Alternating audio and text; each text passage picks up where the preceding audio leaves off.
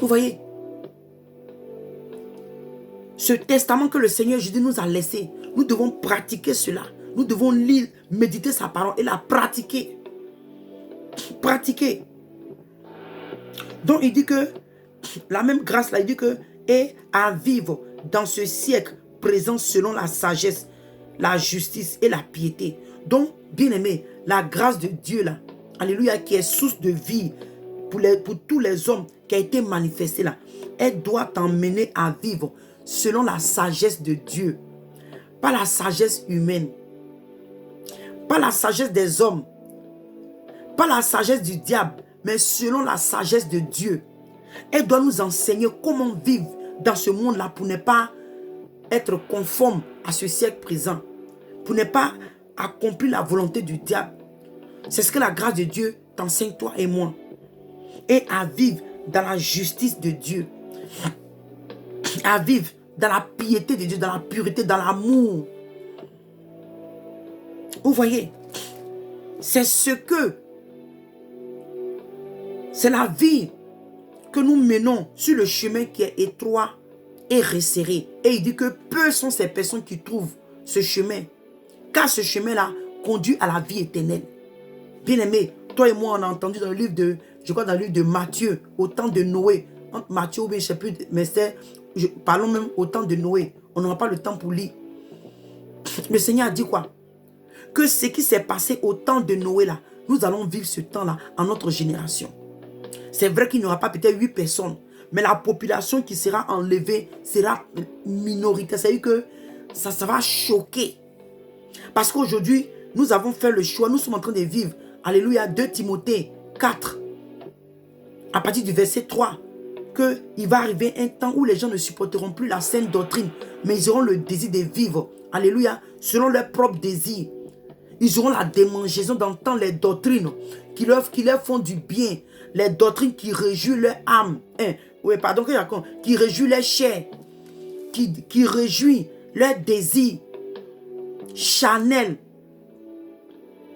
qui réjouit leur standard de vie. C'est que la doctrine qu'ils ont choisie là ne pointe pas du doigt leur péché, ne dénonce pas leur péché, ne dénonce pas leur péché.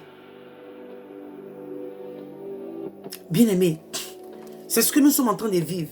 Donc à cause de ça, à la fin des temps, ce sera peu de personnes qui seront enlevées, parce que le Seigneur dit qu'il y en a peu qui trouvent ce chemin. Il y en a peu qui trouvent ce chemin. Et il dit que si quelqu'un aime le monde, l'amour du Père n'est point en lui. Car tout ce qui est dans le monde, la convoitise de la chair, la convoitise des yeux, l'orgueil de la vie, ne vient point du Père, mais du monde. Vous voyez? On a les projets, comme je dis là, on veut vivre comme on veut. On parle encore ici de la convoitise de la chair et des yeux, l'orgueil de la vie. Autrefois qu'on s'habille, on veut que les gens nous voient, on veut que les gens nous regardent. Pourtant, tu n'as même pas les moyens comme ça. Mais quand tu vas dehors, tu veux te faire voir.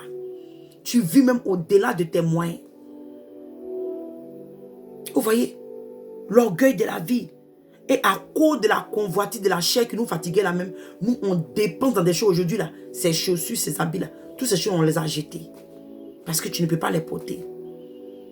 Des chaussures qui coûtent cher, des habits qui coûtent cher. Mais comme c'est indécent, tu ne peux plus les porter.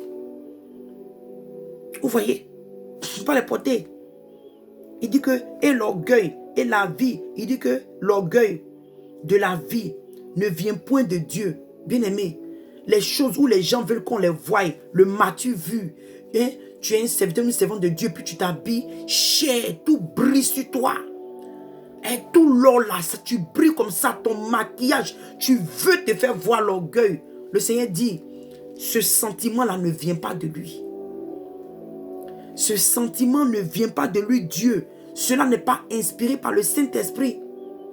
Ma soeur, tu t'habilles, mon pasteur, et puis on voit les 2 traits de tes seins.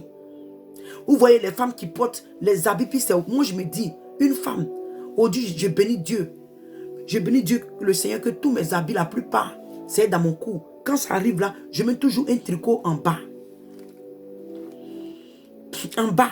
Et j'aime ça. Quand je vois qu'on voit ma poitrine ici, même pas mes seins ici, là, j'ai l'impression que je suis nue. J'ai l'impression que je suis nue, donc je n'aime pas montrer ma poitrine. Mais toi, la maman prophétesse, toi, la maman pasteur, tu t'habilles. On voit, surtout même les soeurs chantent là. Tu es une chante. On voit les deux seins. Vous voyez que quand tu t'habilles, on voit les deux naissances de tes seins.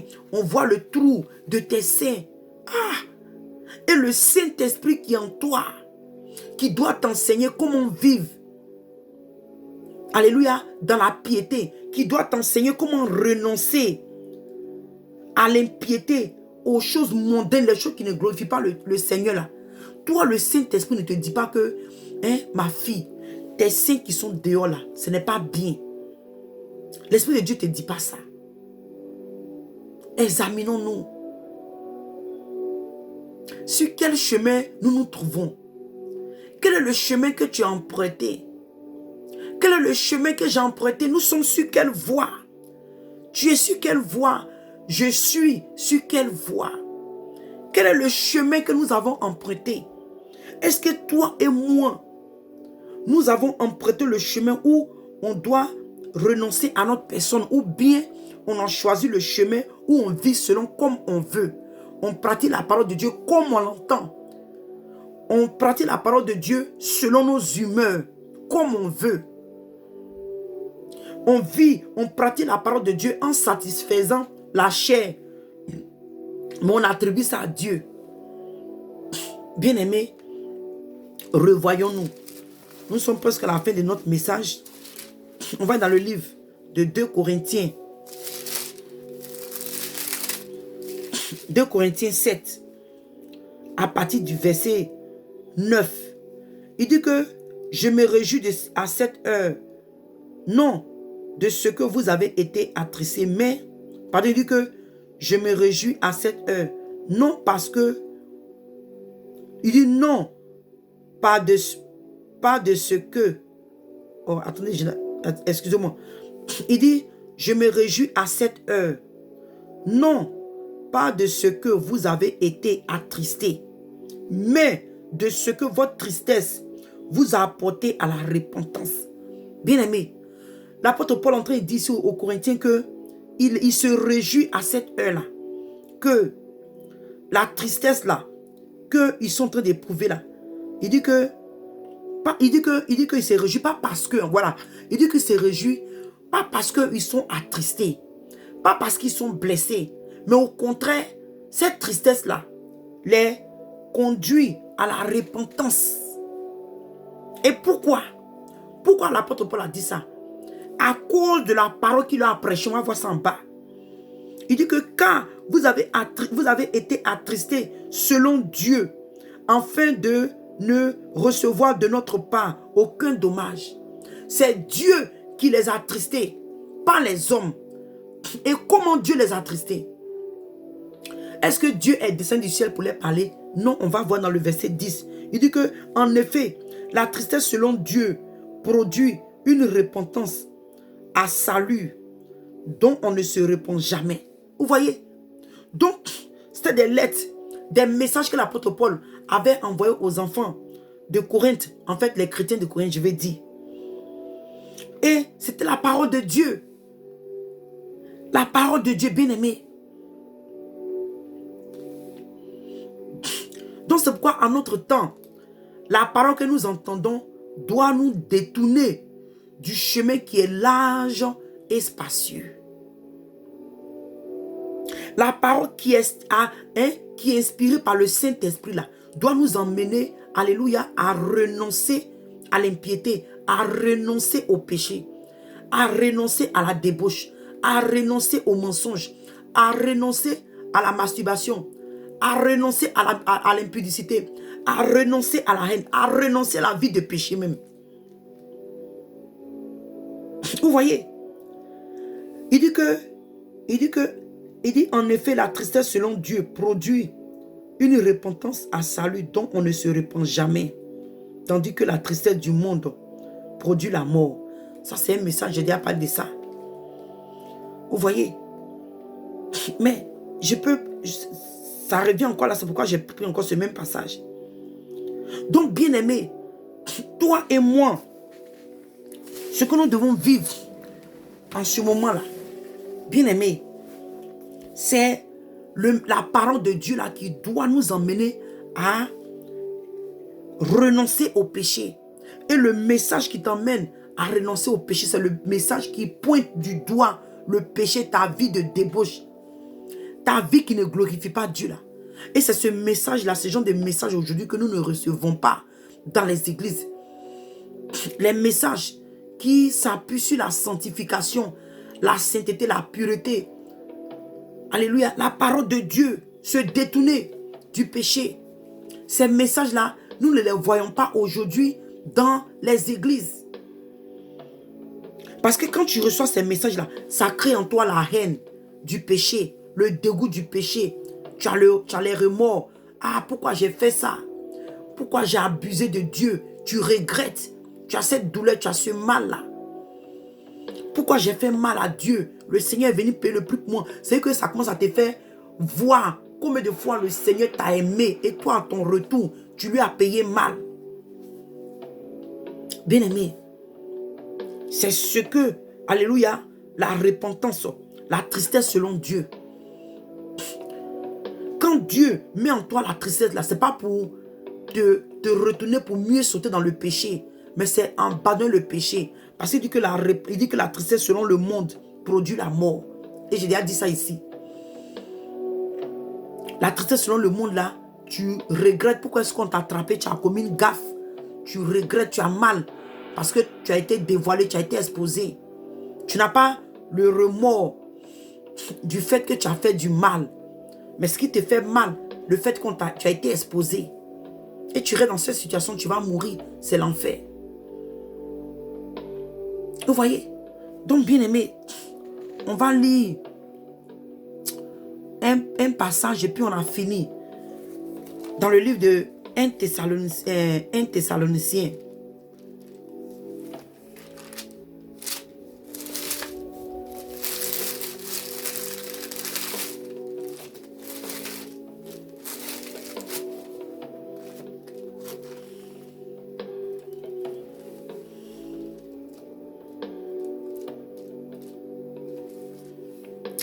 Thessaloniciens 4,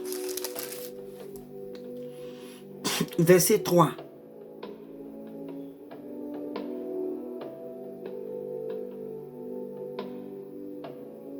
Il dit que ce que Dieu veut, c'est votre sanctification.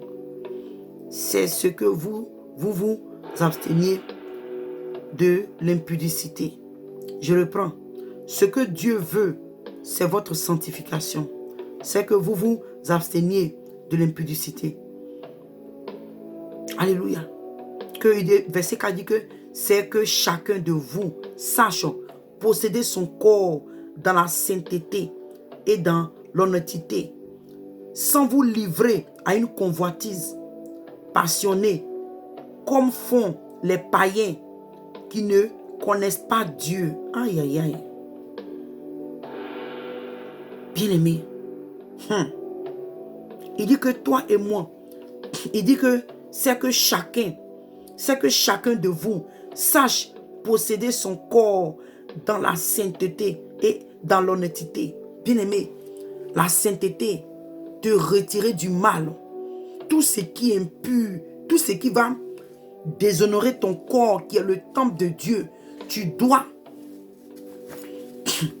te débarrasser de ça. Tu dois t'éloigner, tu dois t'abstenir. Tout ce qui va provoquer en toi l'impureté, tu dois te séparer.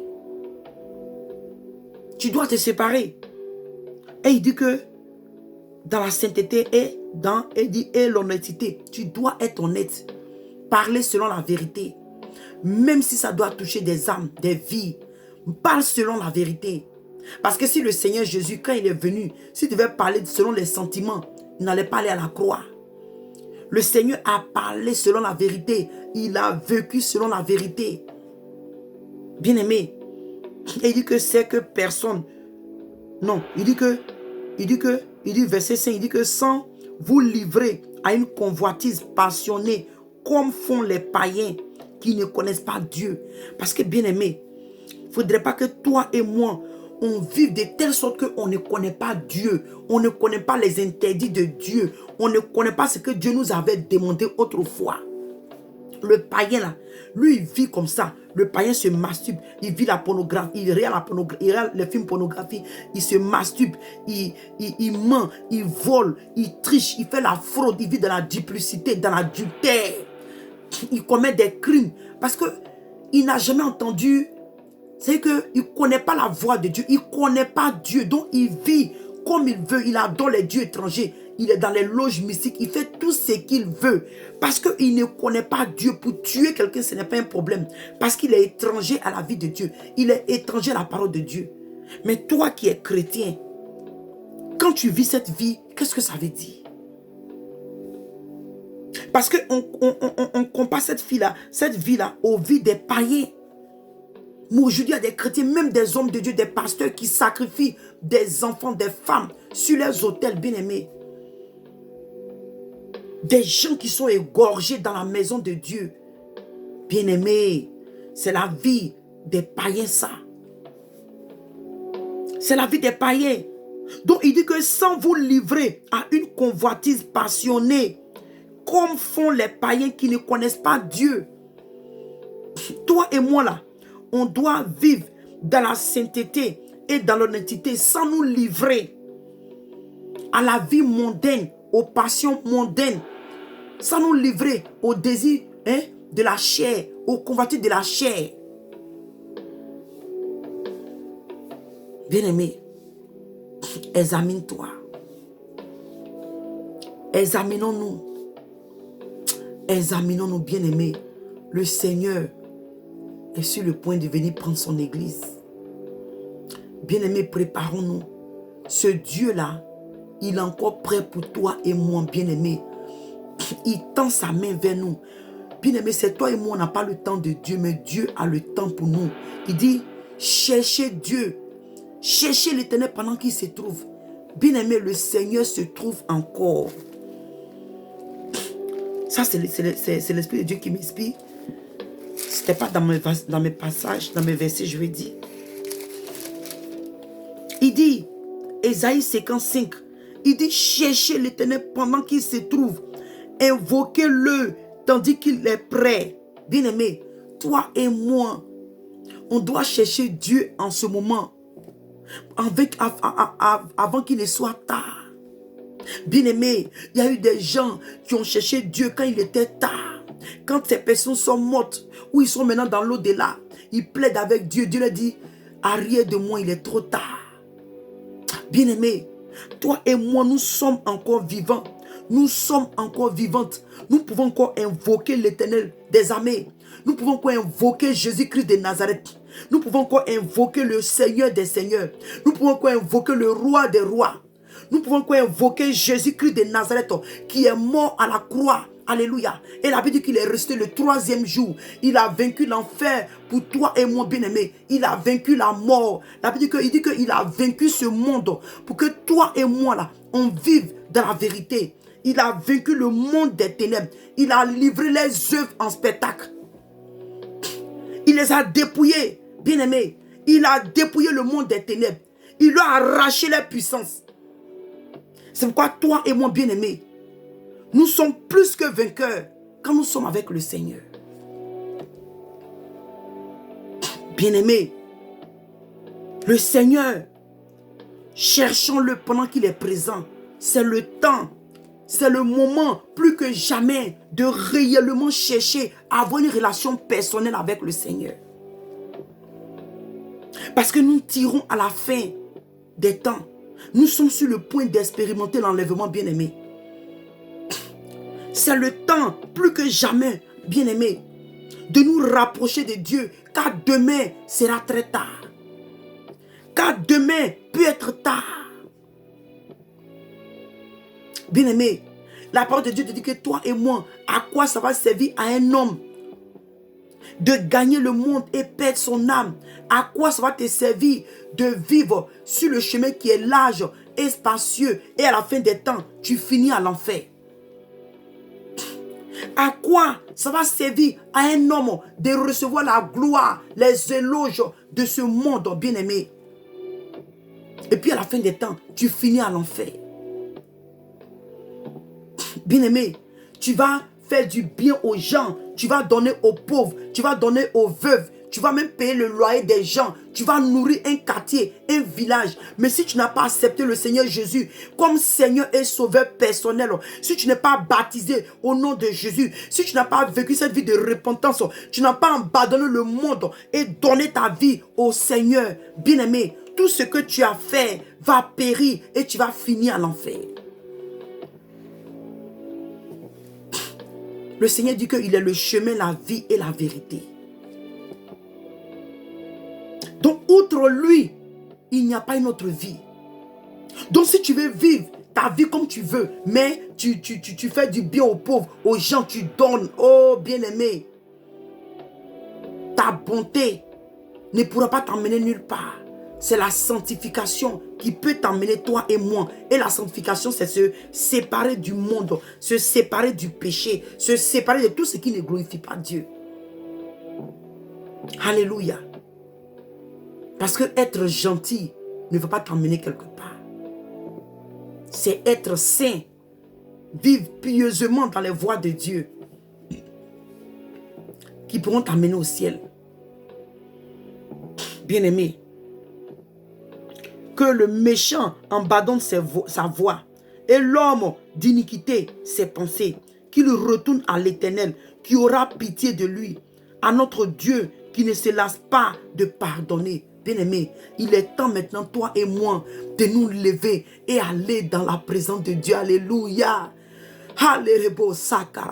Bien-aimé, c'est le temps pour toi et moi, bien-aimé, d'aller dans la présence de Dieu pour dire: Seigneur, je ne peux pas vivre cette vie par moi-même, Seigneur. Je ne peux pas pratiquer cette parole par moi-même, Seigneur. Je ne peux pas. Tu dis que tu m'as promis le salut et que tu as le pouvoir de me délivrer. Jésus, je veux expérimenter ta délivrance. Seigneur, je t'en supplie, viens et aide-moi. Invoque le Seigneur, cherche-le. Et tu vas voir ce qu'il va faire pour toi. Ton bien-aimé, c'est sur cette parole que toi et moi ce soir, nous allons nous laisser. Je t'encourage, bien-aimé, toi qui avais rétrogradé. Si tu es tombé sur ce passage, ce message, ce n'est pas en vain. Le Seigneur veut attirer ton attention pour te ramener à lui. Que ce message soit une source de bénédiction qui va te ramener au Seigneur. Toi qui avais rétrogradé, toi qui étais découragé à cause des persécutions, à cause des épreuves. Bien-aimé, ressaisis-toi. Ressaisissons-nous et retournons à la bergerie. Retournons à la sainte doctrine. Retournons à la pureté. Retournons, alléluia, à la sanctification et la sainteté. Retournons, alléluia, à la justice et recherchons la paix avec tous et la sanctification sans laquelle personne ne pourra voir le Seigneur. Purifions nos cœurs, lavons nos robes dans le sang de l'agneau, lavons nos robes dans le sang de Jésus-Christ de Nazareth, car il vient bientôt chercher son église. Que toi et moi, on ne rate pas ce rendez-vous, que toi et moi, on ne rate pas ce jour glorieux. Que la gloire revienne à Dieu. Sois béni, sœur. Sois béni, frère. Alléluia. Je suis plus que encouragé. Alléluia. Ce message m'a fait du bien, bien aimé. C'est le Saint-Esprit. Je n'ai pas préparé ce message. Je vous dis la vérité. Bien aimé. Et je sais que ce message va te faire aussi du bien. Sois encouragé et demeure béni par la grâce de Dieu. Shalom.